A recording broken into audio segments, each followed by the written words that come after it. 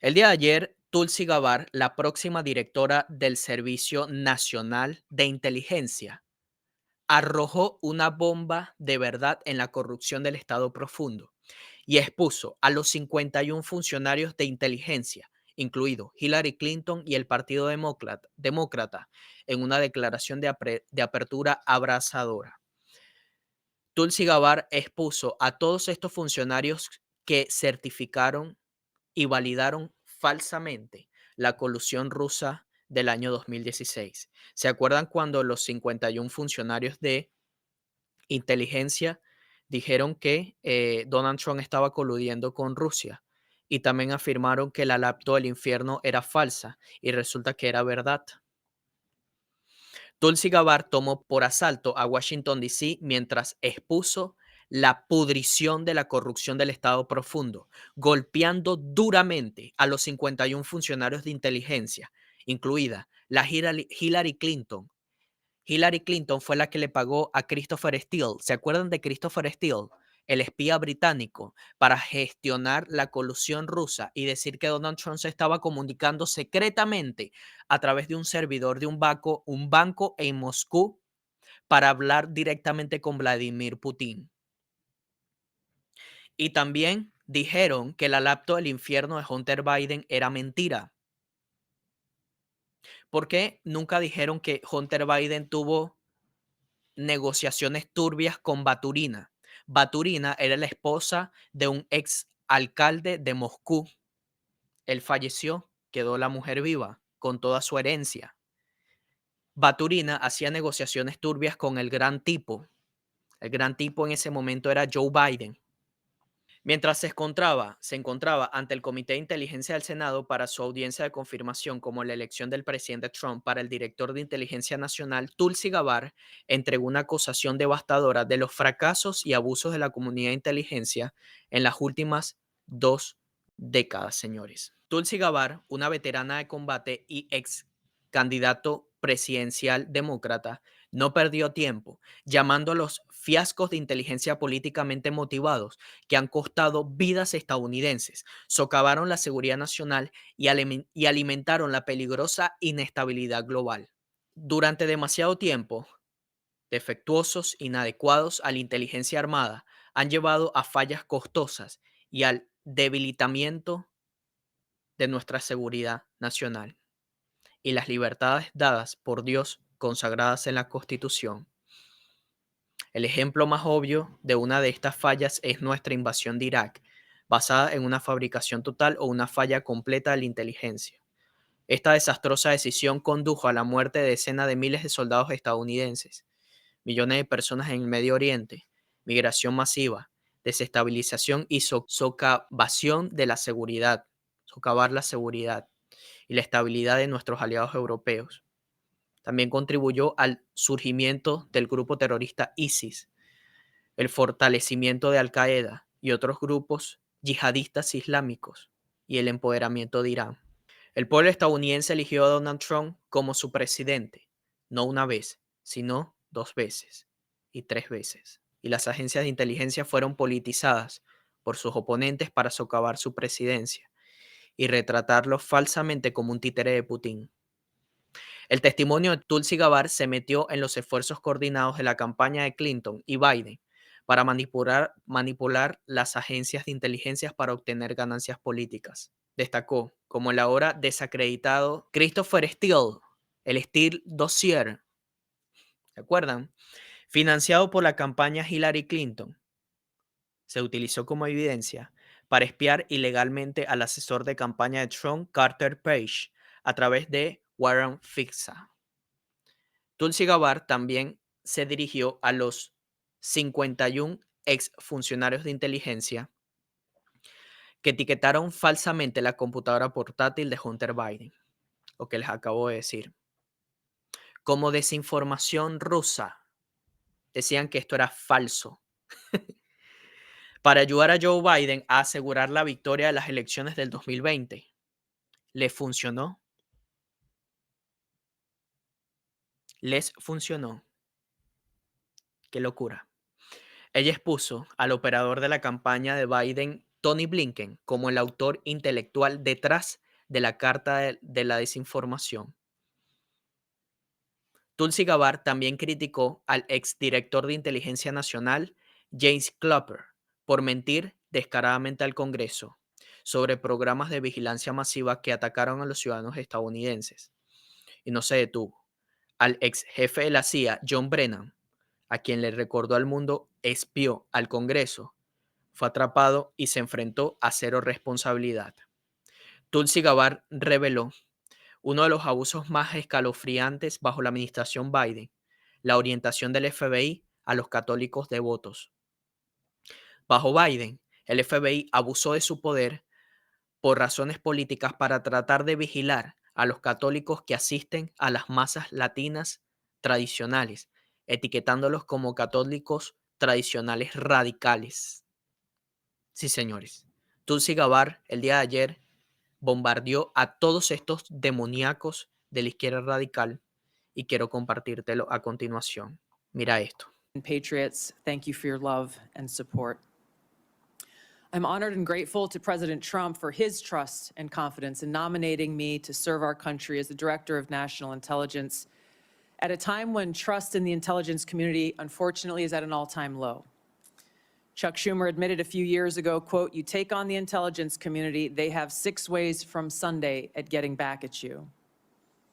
For too long, faulty, inadequate, or weaponized intelligence have led to costly failures and the undermining of our national security and God-given freedoms enshrined in the Constitution.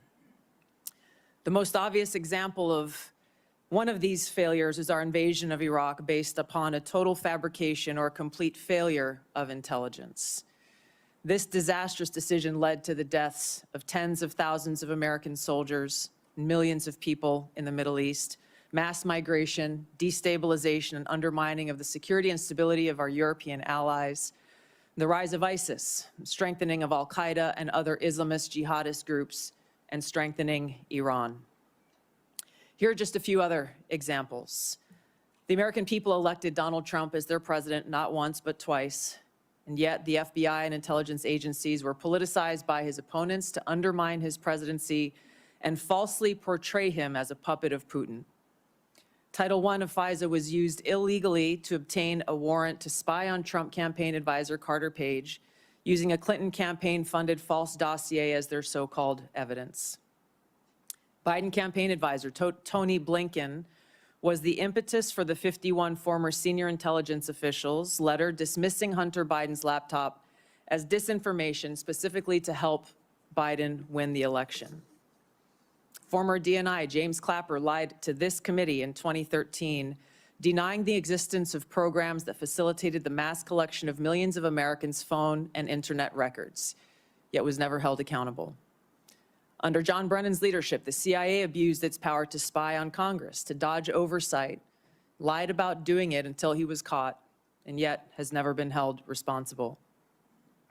Under Biden, the FBI abused its power for political reasons to try to surveil Catholics who attend traditional Latin Mass, labeling them as quote-unquote radical traditionalist Catholics. Personally, just 24 hours after I criticized Kamala Harris and her nomination, I was placed on a secret domestic terror watch list called Quiet Skies. Sadly, there are more examples. The bottom line is this must end. President Trump's re-election is a clear mandate from the American people to break this cycle of failure, end the weaponization and politicization of the intelligence community, and begin to restore trust in those who've been charged with the critical task of securing our nation. If confirmed as DNI, I will do my very best to fulfill this mandate and bring leadership to the intelligence community with a laser-like focus on our essential mission: ensuring the safety, security, and freedom of the American people. As the President's principal intelligence advisor, I'll begin by leading by example, checking my own personal views at the door, and committing to delivering intelligence that is collected, analyzed, and reported without bias, prejudice, or political influence. I enlisted in the Army because of the horrific terrorist attack on September 11th. And volunteered to deploy to Iraq in 2005, where I served in a medical unit. After nearly 22 years in uniform with 3 combat deployments to the Middle East and Africa, I'm now a lieutenant colonel in the U.S. Army Reserve, where I serve as a battalion commander of soldiers in Oklahoma, Missouri, and Arkansas.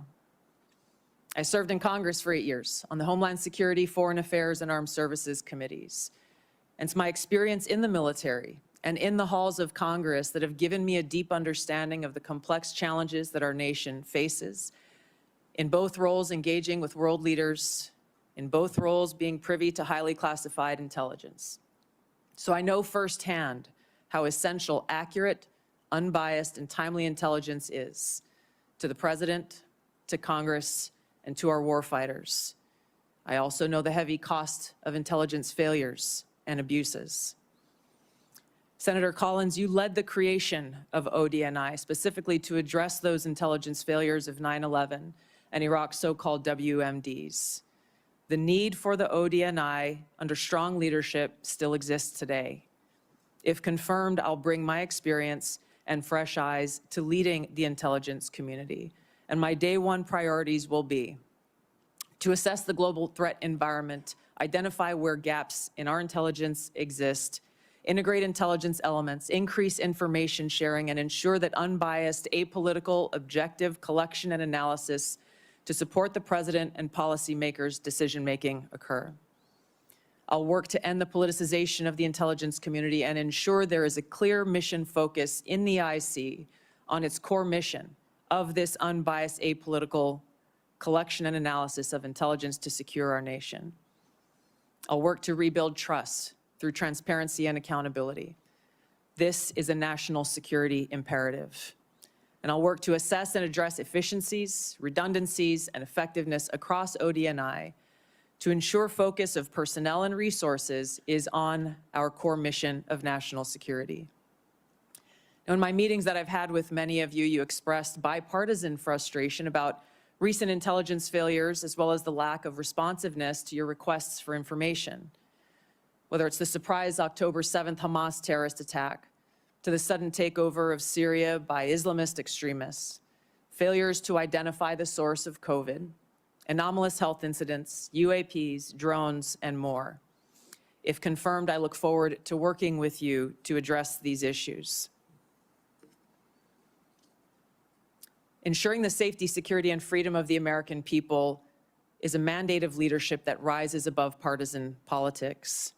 If confirmed, my commitment to the President, to you, and to the American people is this: I will do my very best to find the truth, no matter where it leads, and share that truth with President Trump, his advisors, and you in Congress, providing you with that unbiased, timely, and accurate intelligence as you make the tough decisions that'll impact the safety, security, and freedom of the American people.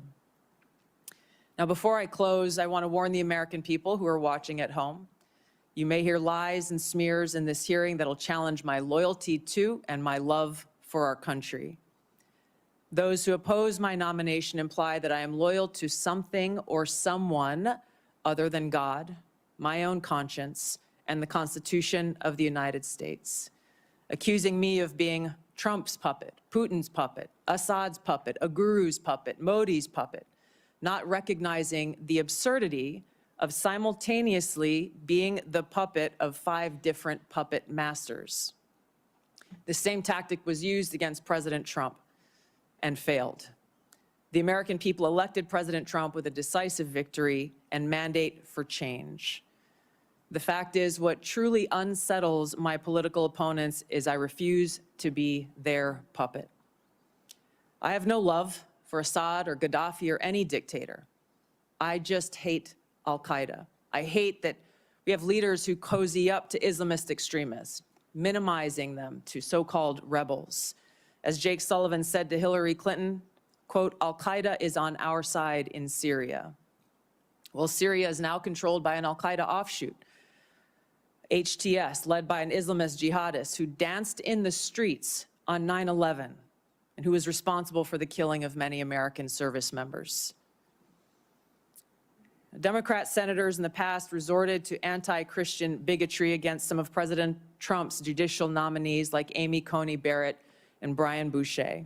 I condemn those actions as a Democrat in Congress at the time, as religious bigotry must be thoroughly condemned by all of us, no matter the religion. Unfortunately, there are some Democrat senators who still don't understand the principle of freedom of religion and Article 6 of the Constitution. Quote, "No religious test shall ever be required as a qualification to any office or public trust under the United States." Unfortunately, they're once again using the religious bigotry card, but this time trying to foment religious bigotry against Hindus and Hinduism. If anyone is sincerely interested in knowing more about my own personal spiritual path of Hinduism, I welcome you to go to my account on X, where I'll share more on this topic. If confirmed as Director of National Intelligence, I will continue to live by the oath that I have sworn at least 8 times in my life, both in uniform and as a member of Congress. I will support and defend our God-given freedoms enshrined in the Constitution of the United States against all enemies, foreign and domestic, and I will bear true faith and allegiance to the same. Thank you very much for your time. I look forward to your questions.